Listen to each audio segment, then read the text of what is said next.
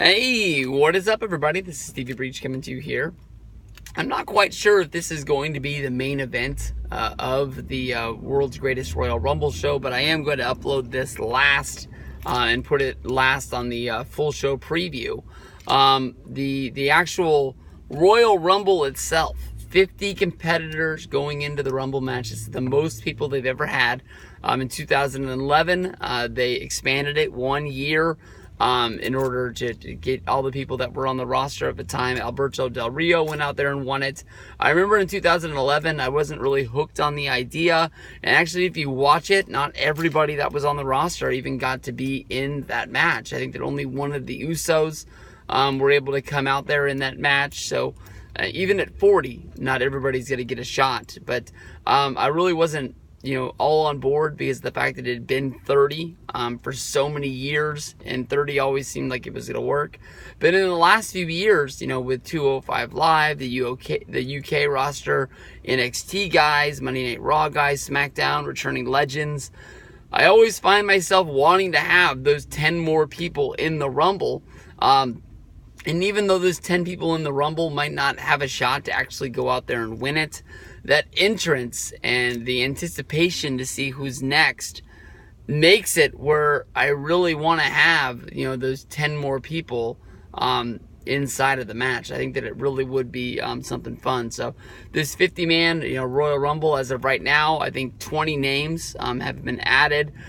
This was sort of highlighted by Chris Jericho, Daniel Bryan, The Big Show, Kurt Angle. So you're going to see a lot of in the last day we have Rey Mysterio named. Why Rey Mysterio was able to go wrestle on this show, but he wasn't allowed to be a part of WrestleMania 34 because of his bicep injury. We all saw with Nicholas going out there and tagging with Braun Strowman that they really didn't need a whole lot from Rey Mysterio. Possibly the entrance. Maybe he didn't even have to hit the 619. Maybe if he just did some dive off of the top rope, he wouldn't have had to use that bicep at all. I think just seeing the entrance, seeing him jump, seeing him run down to the ring and wave to everybody would be enough. And then they possibly could have just took the titles off him another way on the Monday Night Raw after. So we all know it's a foregone conclusion that Rey is going to be going back to WWE sooner than later. They want to have him. He wants to be there. There's the whole story of Rey Mysterio joining up with that small company that's going to be in Nashville. That might be something, but I think that Rey is just going to be on the board. He's just going to sort of be an investor in the company. I guess you can say somebody who works for him. But I don't think that he's going to be an actual wrestler that is in those shows. He'll just be helping out his buddy Conan. Maybe at this point in the game, WWE doesn't think of them as any kind of threat to them. I guess you can say that he would be able to do both. Rey would be coming back as sort of a part-time guy anyways, that just sort of sporadically shows up here and there to give the show a boost. He's not going to be a full-time character, so he'd be able to sort of carry on both things, a lot like how Matt Hardy and Jeff Hardy. I don't think they were really doing Omega shows at the time, but Matt was making those DVDs of the Hardy show and selling them while he was under contract at WWE back in the day. And didn't really seem to mind. A lot of guys have outside ventures now when it comes to them, maybe selling T-shirts or having stores, making YouTube videos, and WWE is open to the fact that maybe you can be able to do both, and as long as they're out there sort of pushing their brand, it makes WWE look better in the long run. So this is a hard match to pick. I mean, I can honestly tell you that Daniel Bryan getting the win in the World's Greatest Royal Rumble show would be awesome. I already got to see that he'd wrestled AJ Styles for the WWE Championship on SmackDown. I know that he's part of the main roster again. I didn't know how fast they would really start using him in matches. And for them to give us that match on the SmackDown after WrestleMania is a really, really big deal to me.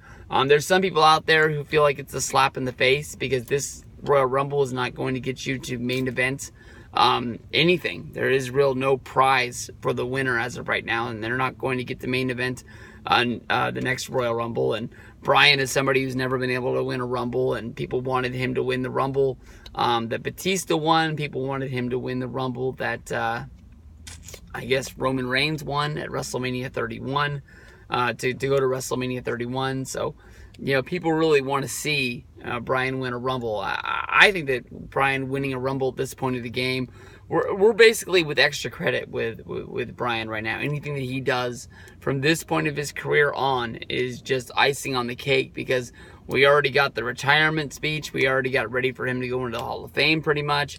And now that he's finally cleared, I think anything that anybody complains about, I don't know what you were fighting for the last few years in order to get him there.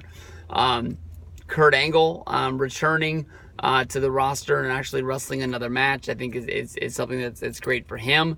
When he came back to WWE, I didn't think that he would ever be able to wrestle a match, and there were the rumors that they were getting him ready for a WrestleMania match and trying to keep him for that, but then he ended up wrestling at TLC as well as Survivor Series.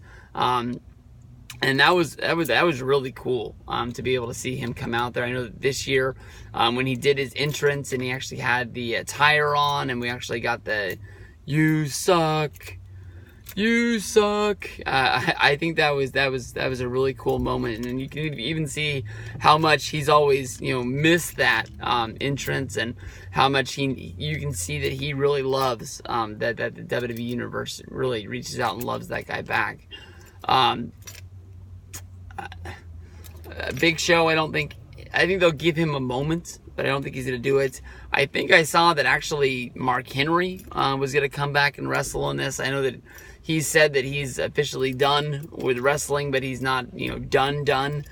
He'll be doing these shows as well as helping out WWE with this, that, and the other.